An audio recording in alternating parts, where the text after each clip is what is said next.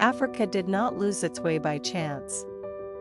It did not wake up one morning confused about who it was. What happened was slower, quieter, more deliberate. Not through chains alone, but through the mind. Before the loss of land, there was the loss of memory. Before domination, there was distortion. Africa's way of life was not erased in one generation. It was rewritten, piece by piece, until many could no longer recognize themselves. This is not a story of weakness. It is a story of interruption. To understand Africa today, the leadership struggles, the identity crisis, the dependency, we must return to the moment when African memory was first disrupted. This is that story. Before foreign interference, African societies were not empty, chaotic, or backward. They were structured. They were intentional. Every community had systems. Systems of governance, education, trade, and social responsibility. Knowledge was passed through elders, storytelling, apprenticeship, and lived experience. Children were raised to understand who they were, where they came from, and what they owed their community. African identity was not individualistic. It was collective. A person knew their place, not as limitation, but as purpose. Leadership was tied to wisdom and accountability. Economies were rooted in sustainability, not endless extraction. Life was aligned with land, seasons, and responsibility. This was not a perfect world, but it was a self-defined world. And that is the key point. Africa had its own direction, until that direction became inconvenient to outside interests. The earliest form of control did not begin with violence. It began with narrative. Africans were slowly taught to see their ways as inferior. Not all at once, but gradually. Foreign standards were introduced as progress. Local knowledge was reframed as primitive. African systems were described as obstacles to development rather than foundations of civilization. This is how mental replacement works.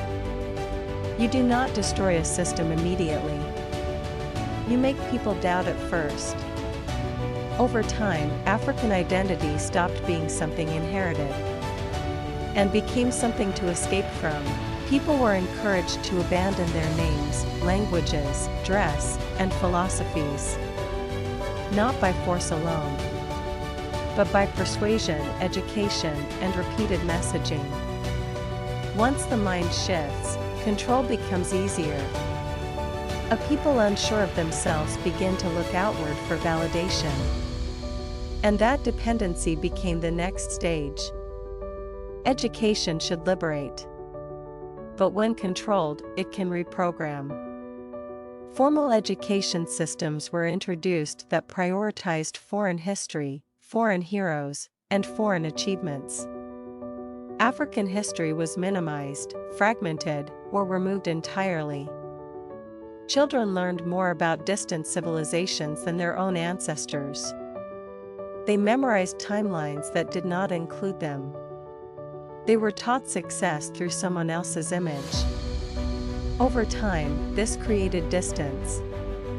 Distance between Africans and their own past. When a child grows up never seeing themselves reflected in greatness, they begin to internalize limitation. This was not accidental. A population disconnected from its history is easier to shape. Because if you don't know where you came from, you will accept whatever direction you are given. The result was not just the loss of culture.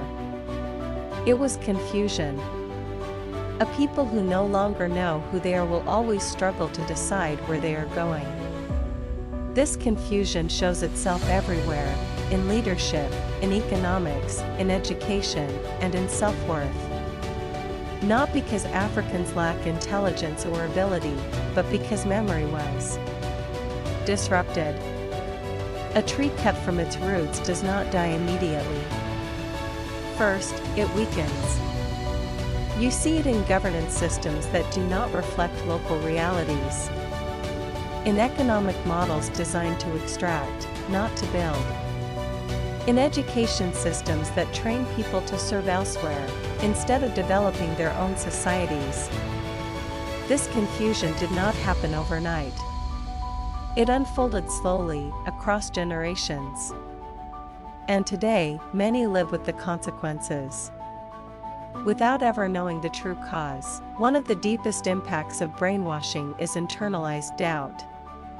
When a people are told repeatedly, subtly or directly, that their ways are backward, they begin to police themselves.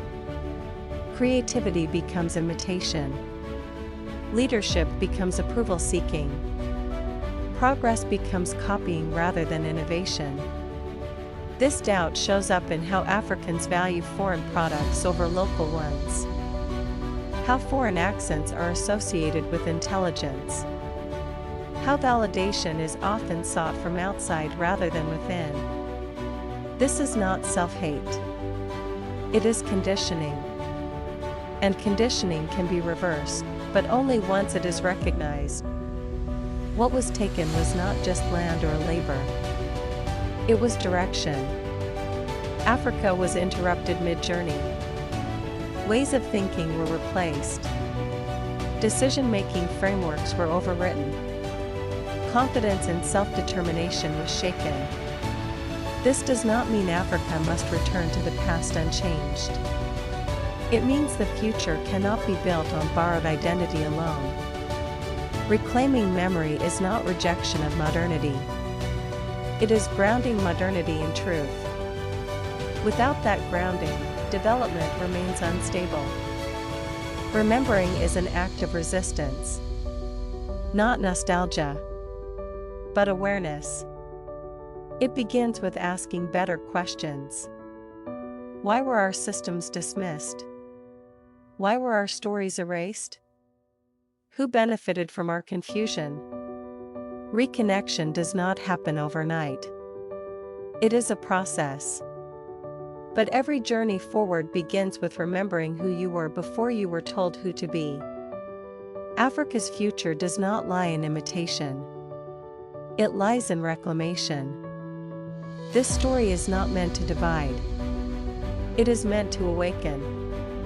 If this perspective challenged you, share it. If it made you think, subscribe. Because understanding the past is not about blame.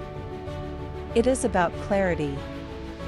And clarity is the first step toward direction.